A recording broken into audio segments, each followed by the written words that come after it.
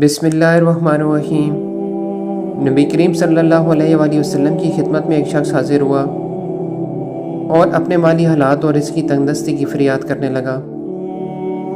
اس وقت وہاں پر صحابہ کرام رضی اللہ تعالیٰ عنہ کی بڑی تعداد موجود تھی۔ آپ نے اس شخص کو کچھ کلمات بتائے۔ یہ منظر صحابہ کرام رضی اللہ تعالیٰ عنہ بھی دیکھ رہے تھے۔ وہ شخص وہاں سے اٹھ کر چلا گیا۔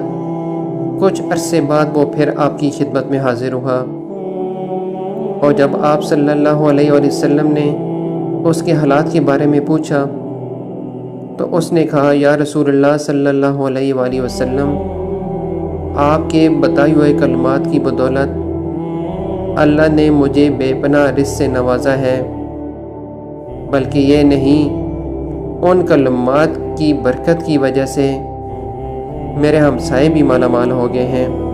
دوستو، یہ میرا یا آپ کا بتایا ہوا وظیفہ نہیں، بلکہ تاجدار کائنات نبی کریم صلی اللہ علیہ وآلہ وسلم کا بتایا ہوا وظیفہ ہے۔ بے شک آپ کی زبان سے نکلی ہوئی ہر بات حق اور سچ ہے۔ اللہ کی طرف سے اس کی عطا میں دیر ہو سکتی ہے، لیکن رد نہیں ہو سکتی۔ وہ کلمات کیا تھے؟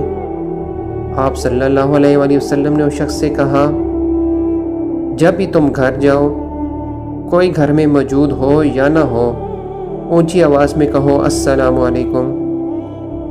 پھر اس کے بعد سورہ اخلاص کی تلاوت کرو، اور تیسرے نمبر پر آپ صلی اللہ علیہ وآلہ وسلم نے فرمایا کہ مجھ پر درود پاک پڑھو۔ اس نے یہ عمل کیا۔ اس عمل کی بدولت نہ صرف وہ شخص بلکہ اس کے ہمسائے بھی مالا مال ہو گئے۔ سبحان اللہ۔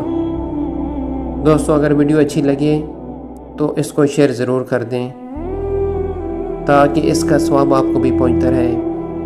جزاک اللہ خیرہ۔